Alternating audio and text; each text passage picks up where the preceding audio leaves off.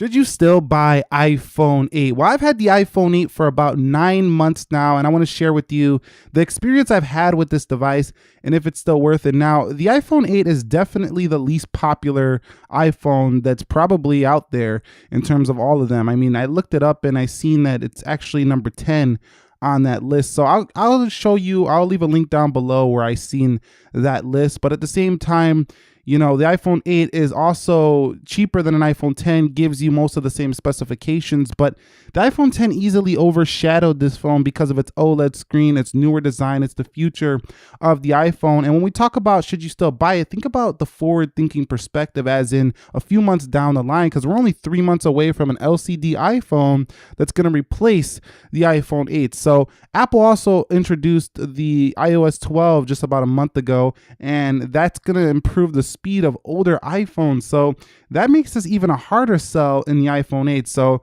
this is going to be one of those iPhones that I think that is quickly forgotten in just a couple years. Unfortunately, this is not going to be your most popular device. As a matter of fact, I read all the comments and I don't have that many comments at all talking about this particular device. And that should tell you something, because we do have quite a bit of Apple users on this channel. So iPhone 8, not the most popular, but with that being said, let's talk about the key specifications and what they've been like. Now, I don't want to go too long because key specifications can be boring, but the A11 CPU inside this phone has been keeping it running very fast and efficient. That's what we expect. But the most thing I noticed about coming from like an iPhone 7 to an iPhone 8 with the A11 has been the battery life. The battery life has been significantly better in my experience on an iPhone 8 than an iPhone 7. I'm talking like an hour longer on the charge, and I think that's mostly due to that A11 CPU. Kicking around to the back, the camera has also been a nice improvement over, if you came from like a 6S, definitely a nice improvement here in the camera, specifically in low light, and video, really good video on this device as well if you're going to be doing 4K 60. So that's a couple of the key specs I really liked, is that the camera has gotten much better and so has the processor in this device. 2 GB of RAM has been enough for this device. I don't find myself ever needing more than that on iOS. You know, I don't even notice a difference between this and a 3 GB of RAM iOS phone. I mean, there's really no noticeable difference, even though this has 2 gigs of RAM. So that spec doesn't really matter too much. I want to talk a little bit about the build quality. Now, this phone has been dropped a couple of times, so I do have some nicks here along the edge, as you can see on camera right here. So right there, nick, and then a nick down here, a nick over here, and a little crack over here on the glass by the camera. No biggie, it's really small. You can cover it up with a case, but there's a little crack right there in the glass. So this was a pretty decent drop, not a very heavy drop, like not a very high drop, but still.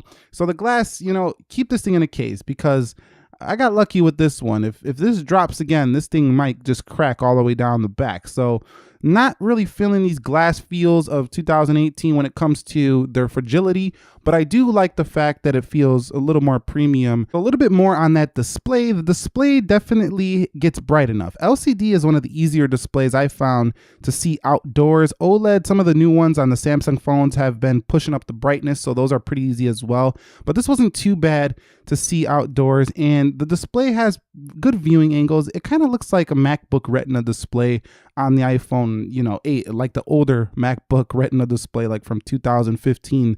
Looks very similar to that display, but the color calibration with True Tone just a little more yellower. Other than that, like I say, the display a little bit disappointing, just because there's so much competition on the market that offers up a better, more saturated, you know, display for the iPhone 8. So we don't even have to talk about should you buy it when it comes to software. If you're watching this video, you're likely an iOS user, so iOS 12 is going to make this phone even better, even faster, and 11.4 has been running pretty slick on the iPhone 8, no issue. So I haven't been having as much bugs as I had when this phone first came out. So the iPhone 8 definitely crashed a few times when it first came out, but it's really slick and smooth on 11.4, and it's only going to get better with 12 and some new features. So of course, the software front, always a win on this iPhone series. So yeah, software is still good, no problem. We don't need to discuss that too much further. Now, when it comes to the battery life for the iPhone 8, if you're thinking about buying one of these in terms of battery, here's another area that is kind of funny, because This phone, while it does improve on the iPhone 7, I'm pretty sure that Apple's newer, larger iPhone LCD is going to get a larger battery. I mean, you're not going to make a 6.1-inch phone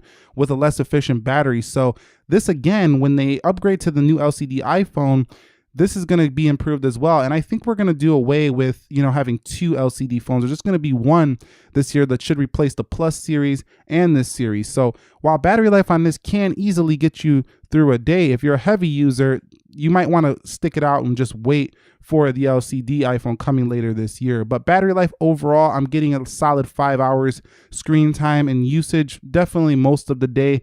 But this one doesn't quite last as long as the iPhone 10 or the iPhone 8 Plus. Those go just a little bit more than this phone. I'm going to say maybe 30 to 45 minutes longer in my use experience over the iPhone 8, but definitely pretty good for a smaller device for sure. What about the audio quality for the iPhone 8? Well, having no headphone jack is kind of a bummer still, but you know what? We've come to accept that as Apple users. That is gone and probably not coming back to any of these iPhones going forward. But the actual speakers on the phone are pretty loud, as you can hear right there with that T-Mobile ad. So what does 4 years do to a flagship smartphone? Today we revisit the Samsung. Haven't had an issue, and it's actually quite nice to have really loud speakers on a smaller device. You typically get louder speakers on a bigger device because they got more room for components, but on a smaller device, it's really nice to have this, because if you take a look at like a smaller iPhone from years ago, like the iPhone 6, the speakers are just night and day better on the iPhone 8. So the audio quality on the external anyway, cover that up and you can still hear it. Covering that up is about how an iPhone 6 sounds. So yeah, pretty good audio. I've been very pleased with that. And Bluetooth 5.0 on here has made Bluetooth connections just so much fun because they're so fast. So what that means is that before, when you'd be waiting for your Bluetooth headset to connect, sometimes, you would just be waiting a little while. But here on the iPhone 8, I found it to connect super fast. So Bluetooth is very fast on the iPhone 8. That's something a lot of people don't mention, but just connecting your devices through this is very fast, just due to the 5.0. That goes for all the newer iPhones, but I really enjoyed that. Okay, so talking about the camera on the iPhone 8. Now the camera, I'm not going to go on too much about this. I've done some comparisons with other phones on the iPhone 8 Plus and the iPhone 10. You could check those videos out. They're the same camera as this one. This camera is stellar on the iPhone 8, and you're not going to have any issues for a few years going forward with this device. And you get that video that goes in the 4K 60. So in terms of camera quality, no issues for the iPhone 8. It is phenomenal, and definitely can replace most point and shoots. So this is a really strong performer when it comes to the camera department. Very natural colors, very detailed photos, as you can see right there. I mean, it's just incredible what this camera can do. So when it comes to that department, you still get the same, iPhone software as it's always been: pano, square, video, slow-mo, time-lapse, and selfie quality is also much improved over some older iPhones. You get your filters right here. I still wish they would put, those video settings right in the camera, all the settings, as a matter of fact, right in the camera. But overall, cameras are stellar on the iPhone 8, and I haven't had no issues in that regard. One area where the iPhone 8 has actually been very good is the call quality. Not many dropped calls, and pretty good speaker performance and earpiece performance. So if you're looking for a phone for good call quality, Apple has really fixed this up over the years. They had the problems with some of the older iPhones in the call quality department, but the iPhone 8 very strong here in this regard. So coming in on my closing statements for the iPhone 8, should you still buy this phone? Well, I don't think a lot of people bought this phone in the first place, but in the second place, I mean, yes, of course, they sold millions, but I'm saying the majority of people are still probably using iPhone 7 or iPhone 7 Plus, even iPhone 10 over this device, because when you walk into an Apple store and you're going to buy a $700, $800 phone, and then you see this one, why would you buy this one over this one? Now that's quite of a tricky proposition, but at the same time, we have to think about the forward